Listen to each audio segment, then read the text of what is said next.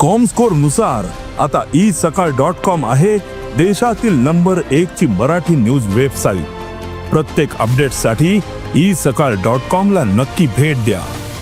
कृषी मंत्री माणिकराव कोकाटे अजित पवारांच्या भेटीला पोहोचलेत। उद्या कोकाटेंच्या शिक्षेबाबत निकाल दिला जाणार आहे आणि त्यामुळे या भेटीला महत्त्व आहे।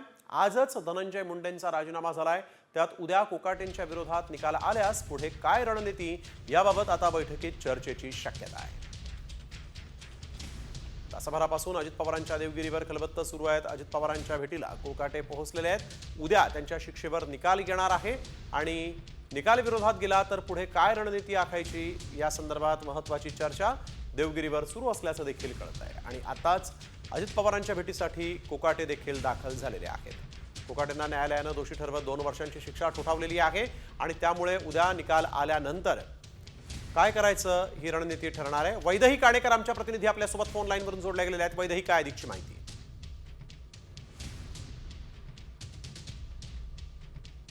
आपण बघतोय की गेल्या जवळपास 1.5 तासापासून देवगिरीवर बैठक चालू आहे आणि या बैठकीमध्ये राष्ट्रवादी काँग्रेसचे जवळपास सगळेच नेते, जिल्हाधिकारी आणि जिल्हाध्यक्ष आणि अनेक मंत्री देखील या बैठकीमध्ये उपस्थित आहे। मात्र या बैठकीला छगन भुजबळ आणि धनंजय मुंडे यांची मात्र दांडी असलेली बघायला मिळत आहे, कारण या बैठकीमध्ये एकूणच अनेक महत्त्वाच्या गोष्टी संदर्भात चर्चा सुरू आहे।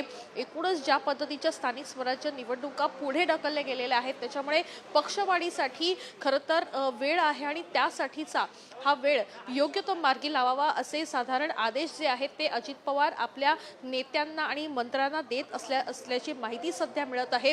त्याच्यामुळे एकूण जर बघितलं तर धनंजय मुंडे यांच्यामुळे ज्या पद्धतीचा डॅमेज पक्ष झालेला बघायला मिळतोय त्याच्यामुळे कुठेतरी आता पक्ष वाढीसाठी आता लक्ष देणं गरजेचं। कशा पद्धतीने डॅमेज कंट्रोल अजित पवार करतात हे पाहणं देखील महत्त्वाचं राहणार आहे। वैदेही, धन्यवाद आपण दिलेल्या सविस्तर माहितीसाठी। वेळोवेळी तुमच्याकडून आम्ही या संदर्भातले अपडेट घेणार आहोत। तुर्तास धन्यवाद।